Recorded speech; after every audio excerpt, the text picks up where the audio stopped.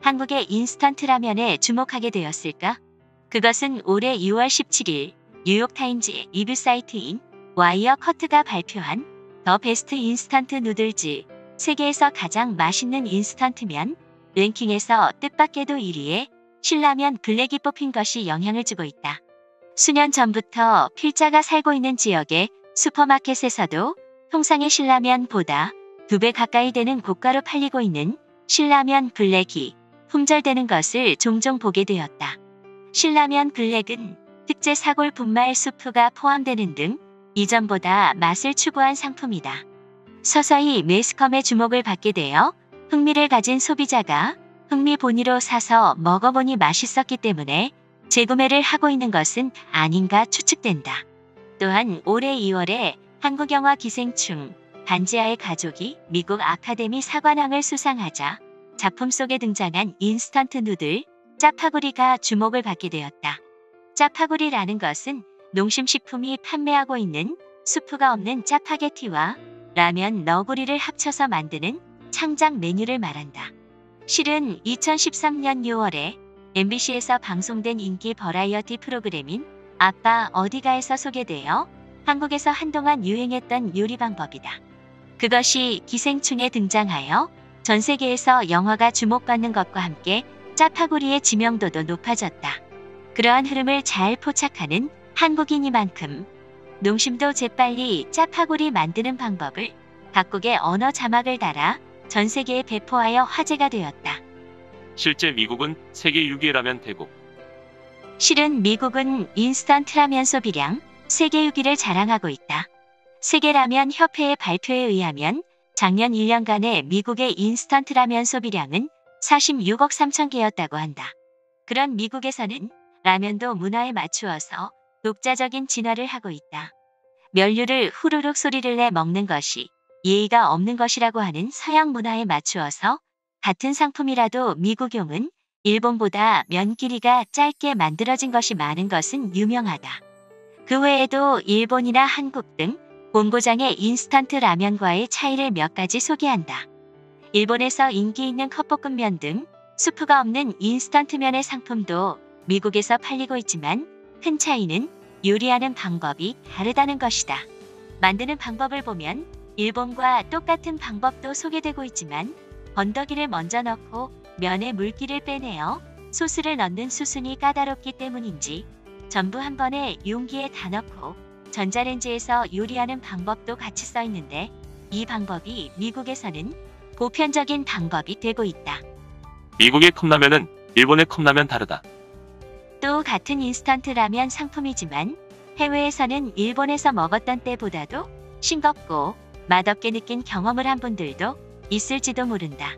그것은 MSG, 글루타민산 나트륨, 즉 맛을 내는 조미료가 들어있지 않기 때문이라고 한다. 일본에서 잘 알려진 니신 컵라면도 미국에서 판매되는 상품에는 No Added MSG의 문자가 확실하게 정면에 인쇄되어 있다. 또 일본에서는 라면에 야채나 계란 등을 살짝 더하든가 한국에서는 김치나 치즈를 살짝 곁들이는 것이 일반적이지만 미국에서는 특히 곁들여 먹는 것이 없다. 다만 매운맛을 좋아하는 사람이 많아서 태국식의 스리라차 핫소스를 뿌려서 먹는 사람도 많다고 듣고 있다. 그렇다면 한국 라면이 인기라고 하는 것도 납득할 수 있을 것이다. 일본에서 태어난 인스턴트 누들은 이제 세계로 뻗어나가 이번 신종 코로나의 위기에서 장보기조차도 맘대로 할 수 없는 상황에서 사람들의 비상식량으로서 버팀목이 되었다. 앞으로도 세계 각국에서 그 지역의 먹거리 문화로 적용되어 진화를 계속해 나갈 것이다. 이어서 일본 반응입니다. 한국의 용감한 영업력에는 감동한다. 내수만으로도 영위해 나갈 수 있는 일본과 달리 인구도 적어 수출 의존형인 한국은 애초부터 해외를 시야에 넣어 영업하고 있다. 일본도 노력하지 않으면 뭐든지 모방을 하여 한국 발상이라고 하면서 한국이 점유율을 독차지해갈 것이다. 인스턴트 라면은 미국에서는 백인 중간 소득층 이하의 예를 들면 중남미에서의 이민자 등의 저소득층을 중심으로 시장이 형성되어 있다고 들은 적이 있습니다. 중남미는 비교적 매운 양념이 요리가 많다고 생각합니다만 그런 사람들의 미각에 그 신라면이 맞을지도 모르겠네요. 미소맛이나 소금맛의 섬세한 맛보다도 우선 혀를 마비시킬 정도의 매운맛으로 배가 차면 된다는 그런 수요에 편승한 것일 뿐이라고 생각합니다만 여러분들의 의견은 어떠신가요? 우선 저는 다시는 먹을 생각은 없습니다만. 일본이 만들어낸 이러한 것에 사용료를 받는다면 일본의 빚 1200조엔을 갚을 수 있을 텐데 호구였던 어른 세대의 탓으로 자식 세대의 부담이 엄청나다.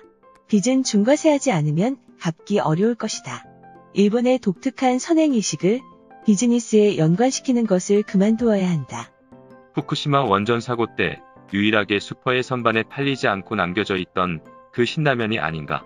한국인 친구들에게 받았기 때문에 먹은 적이 있지만 퍼석퍼석한 건조된 양파가 소량, 맛이 없는 수프, 통증을 느낄 정도의 매운 맛뿐으로 맛있는 것이라고는 할 수 없는 빨간 향신료, 엄청나게 낮은 품질의 면이라는 것이었다. 면과 계란을 삶고 소금과 간장으로 맛을 내고 참기름이나 라유를 소량 넣어 마지막에 건더기와 수프를 버리면 일단은 참고 먹을 수는 있다. 일본의 인스턴트 라면의 훌륭함을 가르쳐주는 한국 라면이었다. 애초부터 구미의 사람들과 아시아 사람들의 미각을 느끼는 세포는 완전히 다르다. 사람은 혀로서 미각을 느끼는데 아시아인의 미각은 아주 섬세하고 구미 사람은 미각을 느끼는 세포가 거칠다. 그 때문에 일본의 담백한 맛을 아는 사람이 적다고도 한다. 그래서 무엇이든 케찹이나 머스타드를 첨가해서 먹고 있는 것이 구미의 사람이다. 결국 한국 라면은 맛이 진해서 구미 사람들에게는 받아들여질 수 있는 라면이 됐다고 생각한다. 대만, 인도네시아도 슈퍼나 편의점의 라면 선반을 점점 계속해서 한국 제품이 채우고 있다. 니신도 아주 매운맛 계열의 라인업을 충실하게 하여 대응을 하고 있기는 하다.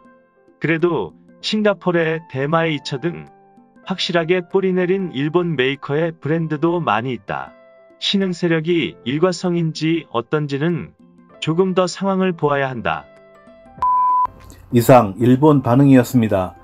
전 세계가 코로나 팬데믹 상황 속에서 어려움을 겪고 있는 시기에 일본 기업이 세계 최초로 개발한 인스턴트 라면이 비상식량으로서 긍정적인 역할을 했다고 하는 일본인 글쓴이의 자긍심이 밑바탕에 은근히 깔려있는 것 같습니다. 참고로 1948년 설립된 니신 식품이 1958년 세계 최초로 인스턴트 라면을 개발을 했고 또 1971년 세계 최초로 컵라면도 개발을 했다고 합니다. 음식이라는 것도 결국 K-무비, K-드라마, 그리고 K-팝과 함께 K-컬처의 카테고리에 포함되고 서로 유기적으로 상호작용을 하여 시너지 효과를 내는 것 같습니다. 이상 끝까지 시청해 주셔서 감사합니다. 좋았다면 구독, 좋아요, 그리고 댓글 부탁드립니다.